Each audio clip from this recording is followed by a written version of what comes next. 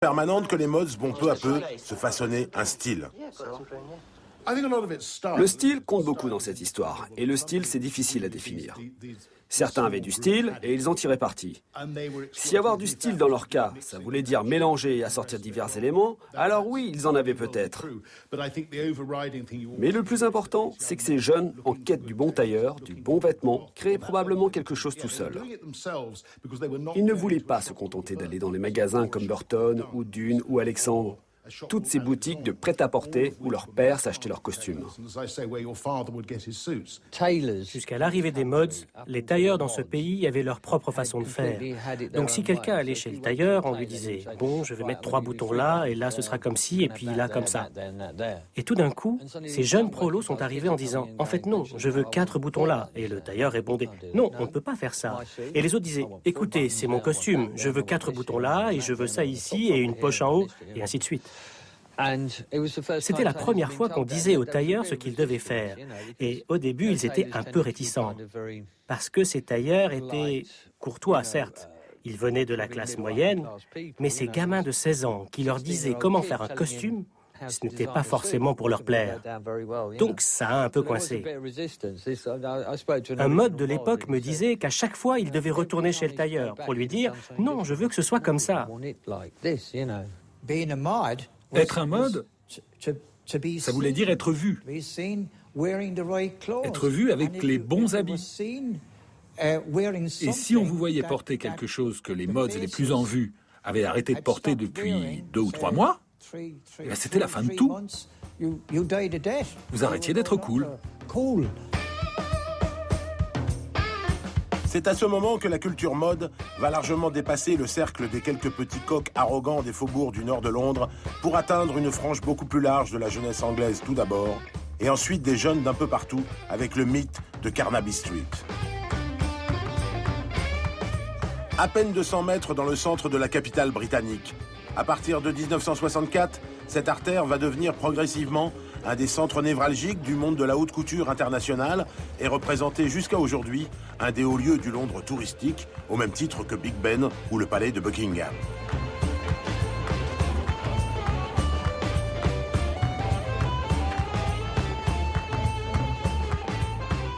Ce qui est drôle sur Carnaby Street, c'est qu'au début, je veux dire, la vraie histoire, c'était une petite rue de rien du tout. Il y avait une boutique tenue par John Stephen qui, en fait, s'adressait aux gays. Parce que les gays étaient, par définition, à peu près les seuls capables de mettre, je veux dire, des couleurs vives, de mettre, je veux dire, des chemises ou Lacoste, Fred Perry, tout ça, je veux dire, avec cintré, avec des couleurs spéciales et tout.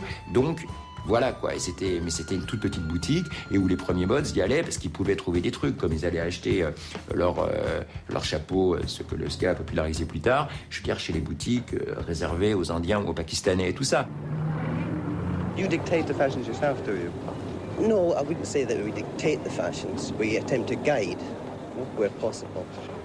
Most of these boys and the girls who come to us have got ideas of their own, set ideas of their own, and most of them have got very good taste. Ce qui s'est passé de très intéressant avec les mods, c'est la féminisation du modèle masculin. Avant ce phénomène, les fils portaient la même chose que leur père. À 16 ans, un père allait acheter un costume à son fils, et puis voilà. C'est pour ça que les gens portaient des costumes.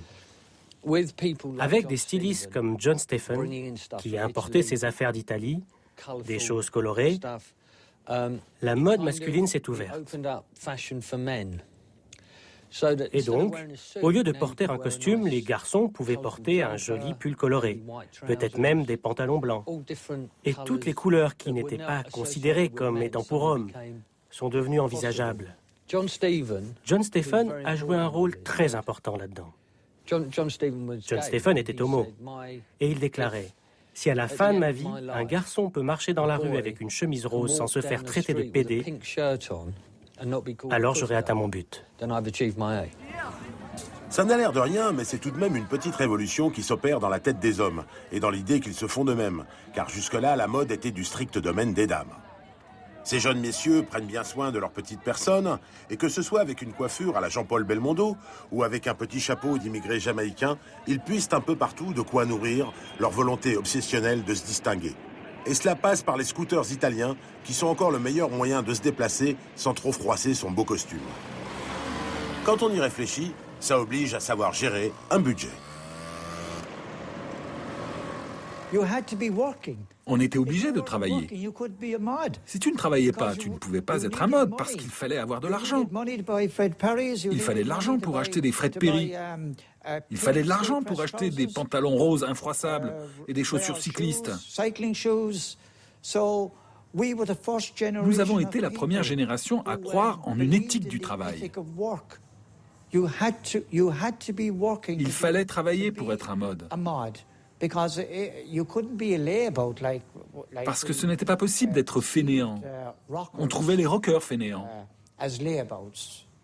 avec leurs cheveux longs, leurs blousons en cuir et leurs grosses motos bruyantes. Pas cool. Pendant ce temps-là, les rockers, eux, ne voient pas cette évolution des mœurs d'un très bon œil. On est rebelle ou on ne l'est pas. Consternés, ils se rendent compte que leur monde est en train de s'écrouler lentement mais sûrement et que bientôt, la beauté absolue des postures animales d'un Jane Vincent ne sera plus qu'un fantôme du passé. D'un passé récent, certes, mais passé quand même.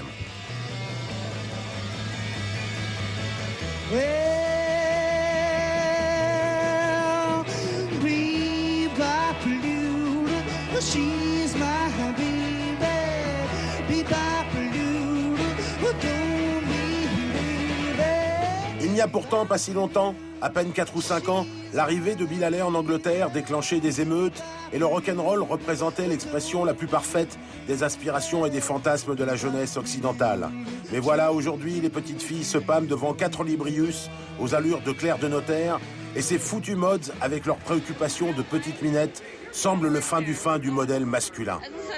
Pour un rocker, c'est à désespérer. I don't know if this is true or not because I don't really know many mods, but not to speak to, But you get the impression from all the things you hear, that they're a bit feminine. Do you mean the boys? Yes. And you think rockers? Yes. I mean they're masculine. You yes. You like boys to be masculine? Men. I think the mentality is completely different. I mean, you see most of these mods, they leave school at 15, straight into some unskilled job, and they never get anywhere in it, and just so they got a bit of money to spend on clothes, on a hairdryer, and a few other things, on their makeup, of course, and all their lipstick and that. Alors, face à ces mods et leurs damnés scooters sèche-cheveux, les rockers vont livrer en 1964 leur baroud d'honneur sur les plages de Margate, de Clacton ou de Brighton. Cela commencera par quelques échauffourées éparses, mais bientôt, ils seront plusieurs milliers à se rejouer l'éternelle bataille des anciens et des modernes. Seulement, à bien y réfléchir, s'agit-il réellement de mods et de rockers qui s'affrontent dans ces stations balnéaires et qui déchaînent l'opprobre des politiciens et des journaux bien pensants? Rien n'est moins sûr. La première fois qu'il y a eu des problèmes, c'était dans une station balnéaire du nom de Margate, dans le Kent. J'ai discuté avec des gens qui étaient là-bas et ils m'ont raconté qu'en gros, c'était paumé, c'était un trou, il n'y avait rien à faire. Et d'un coup, tous ces jeunes se sont pointés lors d'un long week-end. Il y avait 4 jours fériés et ils n'avaient pas grand-chose à faire. Les gens du coin étaient très désagréables, il faisait plutôt moche, et les jeunes s'ennuyaient. Quelques-uns se sont fait jeter d'un restaurant et ont commencé à chahuter, à lancer des chaises aux policiers.